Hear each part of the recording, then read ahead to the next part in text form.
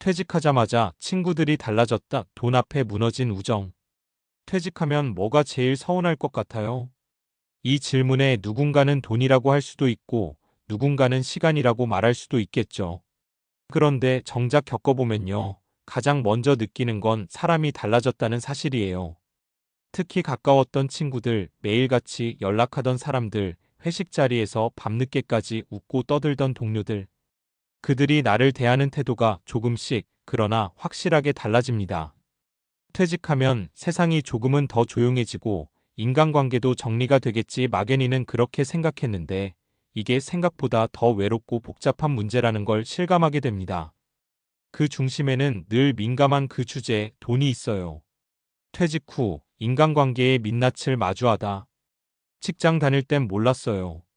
매달 월급 꼬박꼬박 들어오고 점심이나 저녁 한 번쯤은 내가 낸다 해도 부담 없고 여행 한 번쯤 친구들 모아서 가는 것도 즐거운 일이었죠.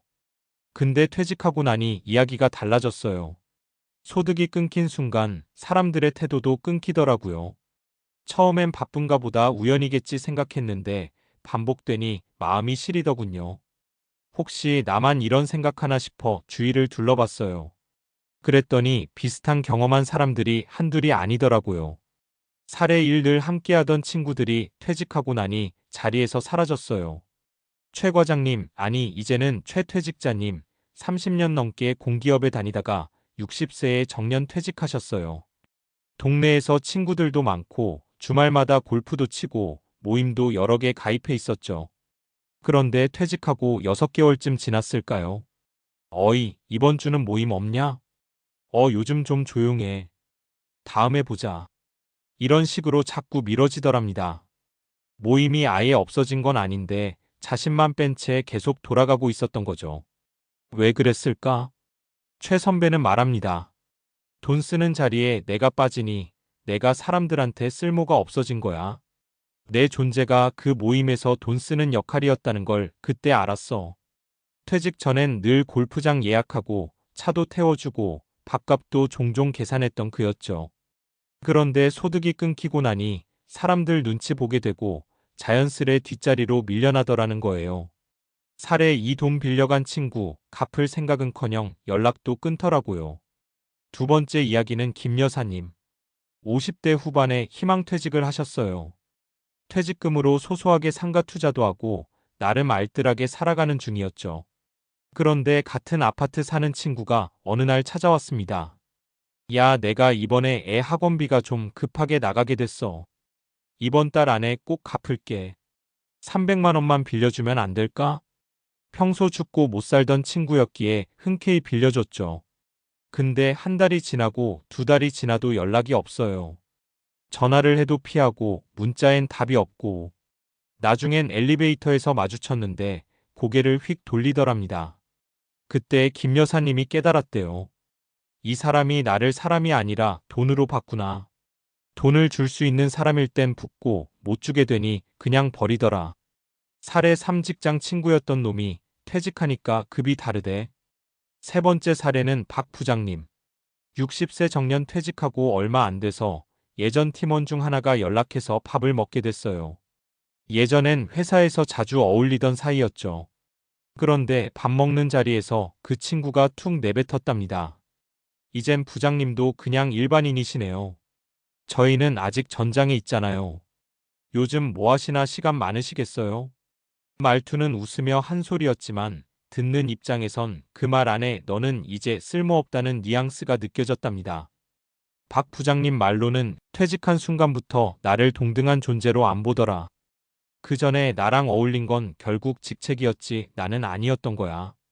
그래서 퇴직 전에 우리가 꼭 알아야 할 것들. 이런 이야기 들으면 마음이 씁쓸하죠. 근데 이게 현실이에요. 우리 사회는 여전히 직장 중심, 돈 중심의 인간관계에 익숙합니다. 퇴직은 단지 일에서 물러나는 게 아니라 사회적 지위와 소속감까지 함께 내려놓는 일이에요. 그래서 퇴직 전에 반드시 준비해야 할 게 있어요. 1. 돈보다 중요한 건 나를 중심에 둔 관계 만들기. 당장은 술 사고 밥 사고 하며 우정이 깊어진 것 같지만 진짜 친구는 내가 뭘 해줘서가 아니라 내 존재 자체로 함께 있어주는 사람이에요. 퇴직 전부터 내 인간관계를 돌아봐야 해요. 내가 이 관계에서 뭘 주고 있지? 그리고 상대는 뭘 주고 있지? 기브앤테이크를 따지자는 게 아니라 나 없이도 잘 굴러갈 관계인지 나여서 함께한 관계인지를 보는 거예요. 이 경제적 여유가 아닌 감정적 여유를 만드는 준비. 돈이 없어서 외로운 게 아니에요. 쓸데없이 돈을 써야만 유지되는 인간관계 때문에 외로운 거예요. 그걸 모르고 퇴직 후에도 계속 그 관계를 유지하려다 보면 마음만 다쳐요.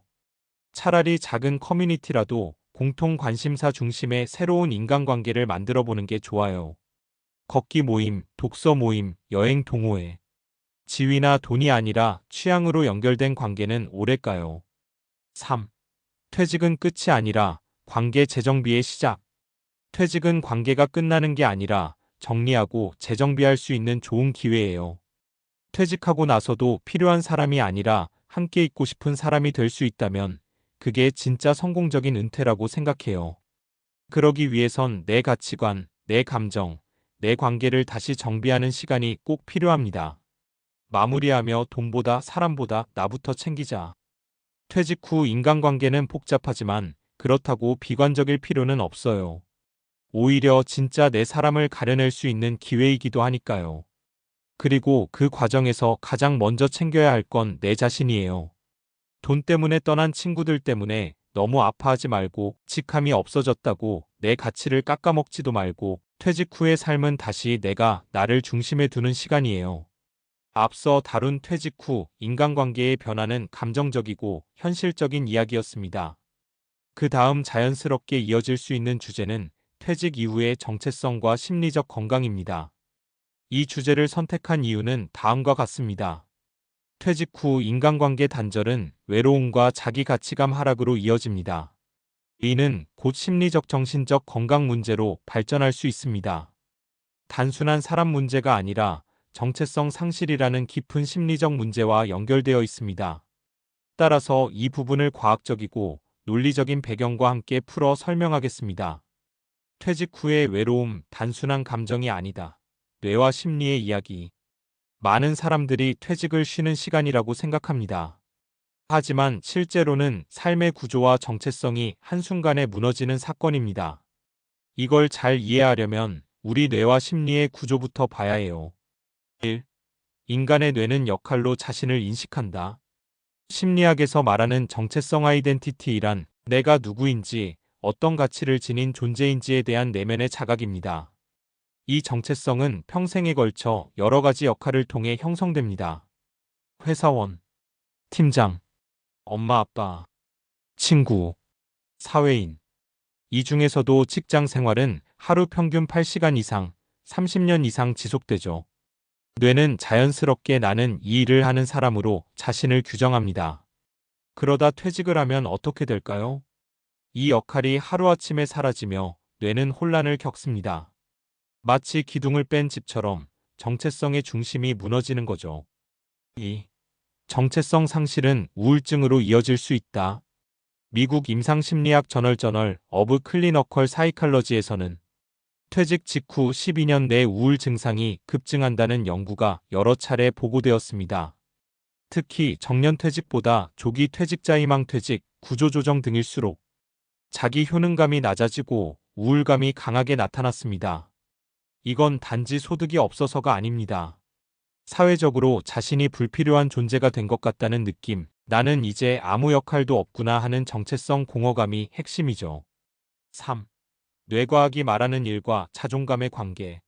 신경과학 연구에 따르면 사람이 어떤 일에 몰입하거나 사회적 역할을 수행할 때 도파민 동기와 보상 중추가 세로토닌 안정감과 만족감이 활성화됩니다.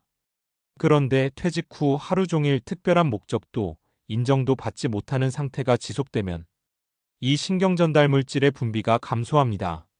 결과적으로 무기력해지고 세상과 점점 거리를 두게 되죠. 한마디로 일은 단지 소득을 얻는 수단이 아니라 뇌와 자존감을 지탱하는 시스템이었던 겁니다.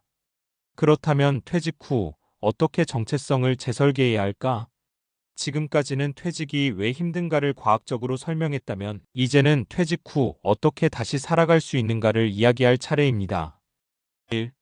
직업 정체성에서 생활 정체성으로 전환하자. 퇴직 후에도 우리는 여전히 많은 역할을 할 수 있습니다. 마을 공동체의 리더, 손주를 돌보는 조부모, 취미를 나누는 동호회 회원, 후배들에게 지혜를 나누는 멘토. 핵심은 나는 어떤 삶을 살고 싶은 사람인가? 를 스스로 정의하는 겁니다. 이걸 못하면 결국 사회가 붙여주는 퇴직자, 은퇴노인 같은 말에 나를 가둬버리게 됩니다. 2. 뇌를 위한 새로운 자극 루틴 만들기. 퇴직 후에도 도파민과 세로토닌 분비를 활성화시키는 방법은 분명히 있습니다. 하루 목표 세우기 간단한 일이라도 완수 경험이 뇌에 보상을 줍니다. 규칙적인 운동 걷기, 스트레칭, 요가는 뇌회로를 안정시킵니다. 새로운 배움 악기, 외국어, 글쓰기 등은 인지 능력을 유지해 줍니다. 사회활동, 봉사활동, 지역 모임 등은 역할을 회복시키는 강력한 수단입니다. 이 모든 것이 퇴직 후에도 나는 가치 있는 존재다라는 감각을 다시 만들어주는 도구입니다. 3. 심리적 외로움을 줄이려면 질 좋은 관계부터. 앞서 말한 사례들이 보여주는 핵심은 이것입니다. 퇴직 후엔 수많은 관계가 사라질 수 있지만 대신 진짜 관계가 남습니다. 나를 있는 그대로 바라봐주는 사람, 이해와 공감으로 연결된 사람, 내가 쓸모 있을 때만이 아니라 내가 그대로일 때 함께하는 사람. 이런 사람과 깊게 연결되기 위해선 나 자신부터 감정적으로 성숙하고 진실해져야 해요. 그게 질 좋은 관계를 만드는 가장 과학적이고 인간적인 방법입니다. 마무리하며 퇴직은 끝이 아니라 다시 나를 세우는 출발점. 퇴직은 누군가에게는 해방이지만 누군가에겐 정체성의 붕괴입니다. 그래서 퇴직을 단순히 이제 쉴 수 있는 시간이라 보지 말고 새로운 정체성을 디자인하는 기회로 봐야 해요. 뇌는 늘 새로운 자극을 원하고 마음은 여전히 사회적 연결을 갈망합니다. 퇴직은 단지 역할의 전환일 뿐 당신의 존재 가치가 사라진 게 아닙니다. 직장이 나를 만든 게 아니라 내가 나를 만들어 왔다는 것. 이 믿음을 다시 꺼내세요. 그리고 이렇게 스스로에게 말해주세요. 나는 여전히 배우고 연결되고 성장할 수 있는 사람이다.